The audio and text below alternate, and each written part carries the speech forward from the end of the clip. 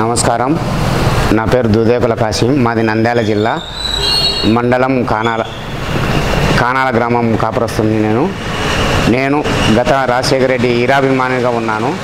రాజశేఖర రెడ్డి గారు పౌరాల గుట్టగాడ చనిపోయినప్పుడు చాలా ఘోరంగా తయారైంది. నేను బాధలో ఉన్నాను. మా జగనన్న వస్తే మీటింగ్ పెట్టి తలకు నా మనసు కరిగి చాలా బాధగా వేసింది. అందరూ ఏదేదో చెప్తుంటే జగనన్న గురించి ఆయన వాగ్దానం కోసం మా దేవునికి కోరుకొని మా జగనన్న సీఎం కావాలా అని నేను చెప్పులు ఇరిచి ఉన్నాను. 14 ఏళ్ళు అట్టనే తిరుగుతానే నేను అరణ్యవాసం లెక్క. 2019లో జగనన్న సీఎం అయినాడు, కానీ మాకు అవకాశం దొరకలేదు. చాలా బాధగా ఉన్నాయి. కానీ ఎంత ఎండ వాన గాలికి అన్నిటికీ తిరిగినాను. వ్యవసాయం చేసుకుంటా ఉన్నా కానీ అందరు అడుగుతానే కానీ నేను జగనన్నను సీఎం కలిసేంత వరకు చెప్పులు వేసుకోనని వాగ్దానం చేసింటి.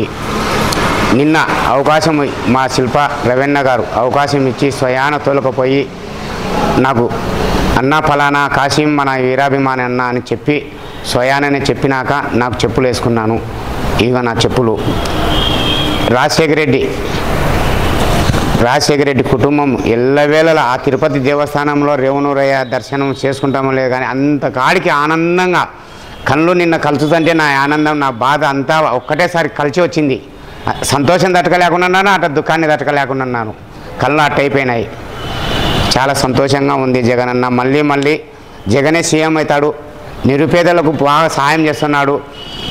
అమ్మఒడి రైతు భరోసా అన్నీ వేసినాడు. బాగా సంతోషం ఉంది. నా పిల్లలు కూడా గవర్నమెంట్ స్కూళ్ళలో చదువుతున్నారు. దయచేసి మా పేదవాళ్లకు సహాయం చేసిన ముఖ్యమంత్రి ఏకైక ముఖ్యమంత్రి అంటే ప్రపంచంలో ఒక జగనన్నే.